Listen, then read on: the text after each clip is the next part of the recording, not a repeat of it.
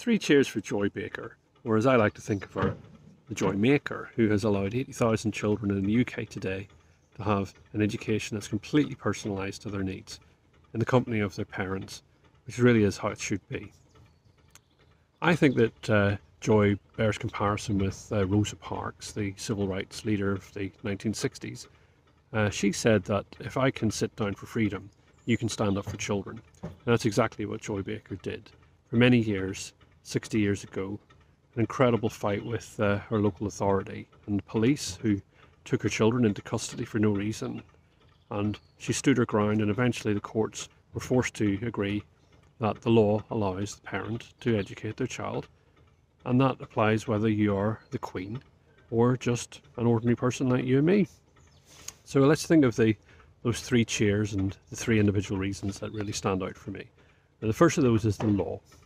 As you can hear, I'm from Northern Ireland, and I'm very conscious that exactly the same educational law has been interpreted totally differently between England and Northern Ireland.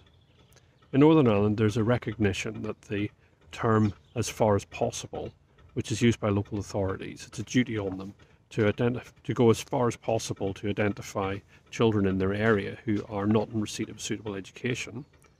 Well, that is built around an understanding that people live on narrowboats.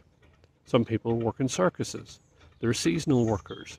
There are people who are passing through, people waiting for a school place.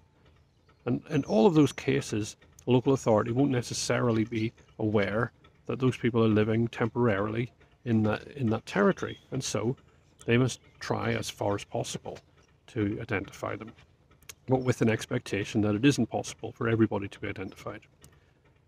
That's how they've looked at it in Northern Ireland, as they have for the last 50, 60 years here in the rest of the UK.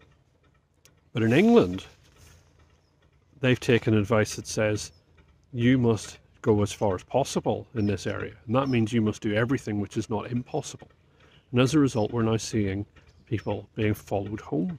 If they've been at the library, we're seeing local authorities really overstepping all sorts of bounds of privacy with data sharing and things which are potentially very damaging to the fabric of our society if they're allowed to continue. So there's a difference, the same law interpreted differently in two different places. Well, I know that Joy was with us in saying that parents should be, allowed to provide that education, and if they want to move, then let them. Second point I want to raise, the second reason for saying cheers to Joy, is to do with diversity. Joy made a statement that in court that it wasn't possible for a child to receive a personalised education while sitting in the company of 30 other children doing exactly the same thing at the same time, in the same way, for the same length of time, every day.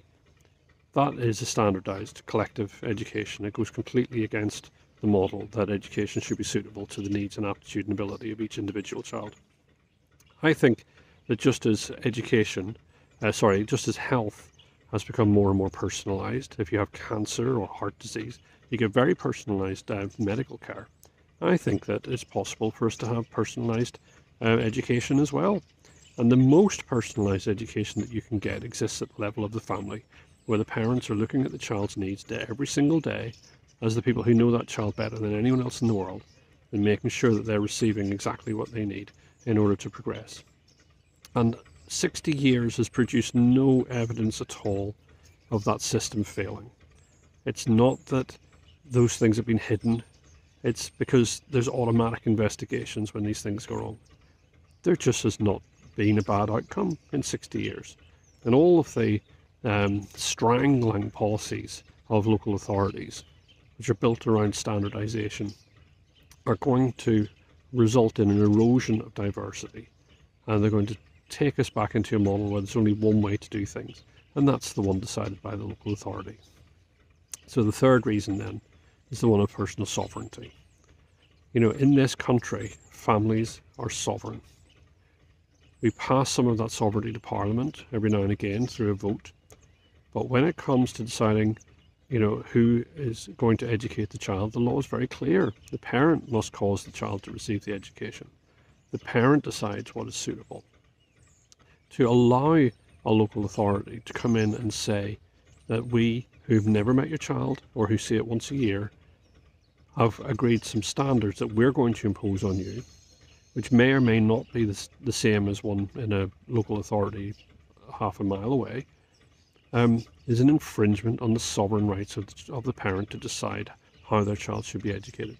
There's no good outcome from that, and we all have to be very careful. And Joy knew that too. She stood her ground really well.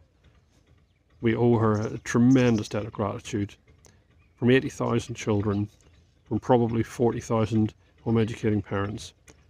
I say thank you, Joy, for everything that you did.